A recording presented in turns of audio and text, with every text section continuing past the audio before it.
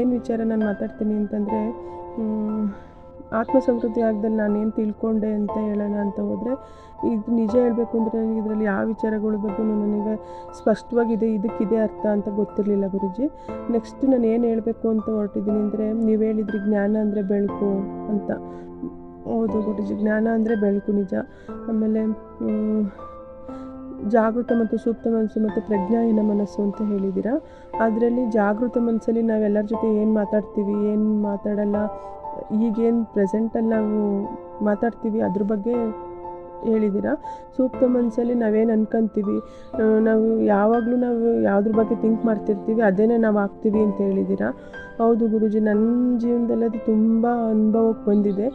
ನಾನು ಏನು ಅಂದ್ಕೊಳ್ತೀನಿ, ನನಗೇನೂ ಆಗೋಲ್ಲ, ನನಗೆ ಬರೀ ಕಷ್ಟನೇ ಕೊಡುತ್ತೆ, ಕಷ್ಟನೇ ಅಂತ ಅಂದ್ಕೊಂಡು ನಾನು ಅದನ್ನೇ ತಂದ್ಕೊಂಡಿದ್ದೀನೇನೋ ಅನ್ನೋದು ನನ್ನ ಜೀವನಕ್ಕೆ ನನಗೆ ಅನಿಸಿದೆ ಗುರೂಜಿ.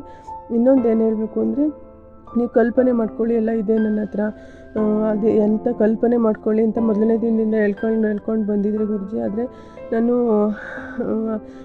ನಾನು ಇವಾಗ ನೀವು ಈ ಕ್ಲಾಸಿಗೆ ಬಂದಮೇಲೆ ನಾನು ಅದನ್ನು ನಿಜ ಅದನ್ನು ಅಂದ್ಕೊಂಡು ನಾನು ಇದೆ ನನ್ನ ಹತ್ರ, ಎಲ್ಲ ಇದೆ ನನ್ನ ಹತ್ರ, ನನಗೇನು ಸಮಸ್ಯೆ ಇಲ್ಲ, ನನಗೆ ಯಾವ ಕಷ್ಟವೂ ಇಲ್ಲ, ನಾನೆಲ್ಲ ಸಮಸ್ಯೆಯಿಂದ ಬಗೆಹರಿಸ್ಕೊಂಡು ಬಂದಿದ್ದೀನಿ ಅಂತ ಅನ್ಸೋಕ್ಕೆ ಶುರುವಾಗಿದೆ ಗುರೂಜಿ.